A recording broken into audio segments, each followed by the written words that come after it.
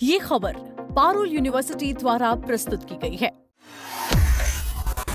Iran के खिलाफ America का सैन्य अभियान ऑपरेशन एपिक फ्यूरी हाल के दशकों की सबसे बड़ी सैन्य तैनातियों में से एक बना।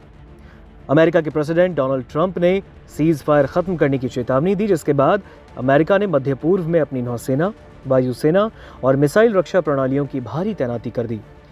दरअसल एक रिपोर्ट सामने आई है और इस रिपोर्ट के मुताबिक यह अभियान अमेरिका की ताकत को दर्शाता है, लेकिन इससे उसकी लंबी अवधि की सैन्य तैयारी और वैश्विक सुरक्षा क्षमता पर दबाव भी बढ़ रहा है। समुद्र में अमेरिका ने अपने 3 उपलब्ध विमानवाहक पोतों में से 2 यूएसएस अब्राहम लिंकन और यूएसएस जॉर्ज एच.डब्ल्यू. बुश को तैनात किया। वहीं यूएसएस जेराल्ड आर. फोर्ड लंबे मिशन के बाद वापस लौट गया है। यूएसएस निमिट्ज की प्रस्तावित रिटायरमेंट भी 2027 तक टाल दी गई है। अमेरिकी नौसेना ने अर्ली बर्ग श्रेणी के 18 विध्वंसक युद्धपोत भी इसी क्षेत्र में भेजे, जो कि इस श्रेणी के कुल बेड़े का लगभग 1/3 हिस्सा हैं। और इसके अलावा यूएसएस ट्रिपोली और यूएसएस बॉक्सर जैसे एम्फीबियस युद्धपोत भी तैनात किए गए। खाड़ी क्षेत्र में ईरान की ओर से समुद्री बारूदी सुरंगों के खतरे को देखते हुए माइंस हटाने वाले जहाज और लिटोरल कॉम्बैट शिप्स भी सक्रिय किए गए।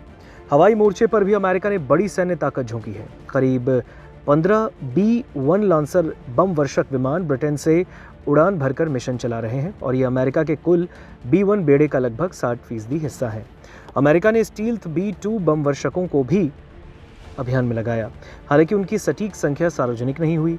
निगरानी और नियंत्रण के लिए इस्तेमाल होने वाले 6 E-3 सेंट्री AWACS विमान भी तैनात है, जो कि इस श्रेणी के अमेरिकी बेड़े का लगभग 3/4 हिस्सा है। रिपोर्ट के मुताबिक ईरानी ड्रोन हमलों में अमेरिका के कम से कम 16 MQ-9 रिपर ड्रोन नष्ट हो चुके हैं। लंबी दूरी के अभियानों के लिए जरूरी 100 से ज्यादा KC-135 और KC-46 एयर टैंकर विमान भी इस क्षेत्र में तैनात किए गए हैं।